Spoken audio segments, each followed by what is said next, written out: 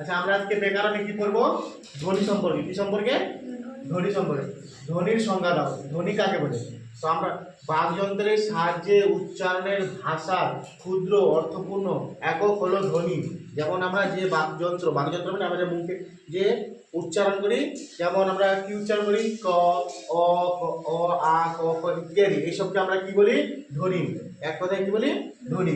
আচ্ছা, বাংলার ধ্বনিকে দুই ভাগে ভাগ করা হয়েছে। বাংলার ধ্বনিকে দুই ভাগে ভাগ করা হয়েছে। কি ভাগে ভাগ করা হয়েছে? একটা স্বরধ্বনি আর একটা ব্যঞ্জন ধ্বনি। কয় ভাগে ভাগ করা হয়েছে? কি? একটা স্বরধ্বনি আর একটা ব্যঞ্জন ধ্বনি। আচ্ছা, স্বরধ্বনি কি?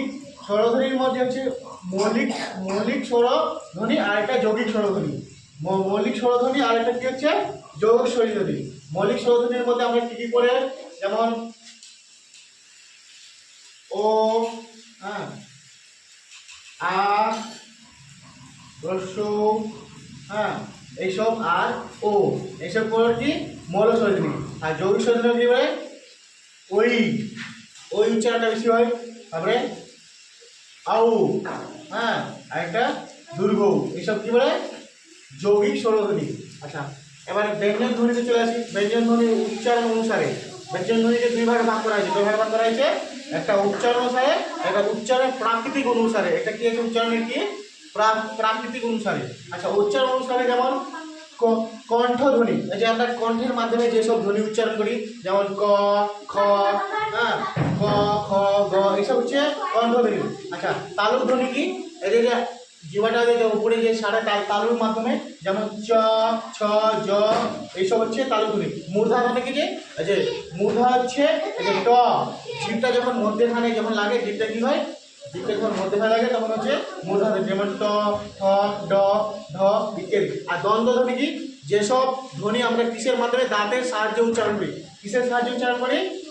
দাঁতের সাহায্যে। যেমন ত, ক, দ, এইসব হচ্ছে তোমার দ্বন্দ্ব ধ্বনি। আচ্ছা, অষ্টধ্বনি কি?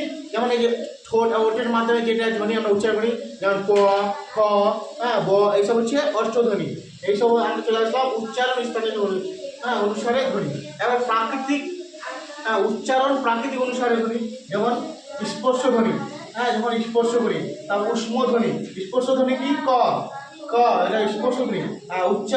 উষ্ম ধ্বনি যেমন যেসব উচ্চারণ মতো শীষ বা উষ্ম বেরোয়, যেমন তালবিশ্য, পেটস্য, এসব উষ্ম ধ্বনি। আচ্ছা, ঘৃষ্ট ধ্বনি কি? যেসব ঘৃষ্ট মানে চ, এই চ উচ্চারণটা ঘৃষ্ট হয়। তারপরে নাসিক ধ্বনি, যে নাকের মাধ্যমে যে উচ্চারণ হয়, যেমন উম, হ্যাঁ, উম। তারপর স্পর্শক ধ্বনি কি? এটা স্পর্শ করে, যেমন ল কার সাথে স্পর্শ করে, হ্যাঁ, এটা হলো অন্তঃস্থীয় ধ্বনি। যেমন অন্তঃস্থীয় আমরা উচ্চারণ করি। ঘোষ ধ্বনি কি? যেমন ক, আর অঘোষ ধ্বনি কি? ক, আর ঘোষ ধ্বনি হচ্ছে গ। এটা হচ্ছে আমাদের প্রাকৃতিক, এই তোমার ব্যাকরণে এটি সমষ্টি। ঠিক আছে?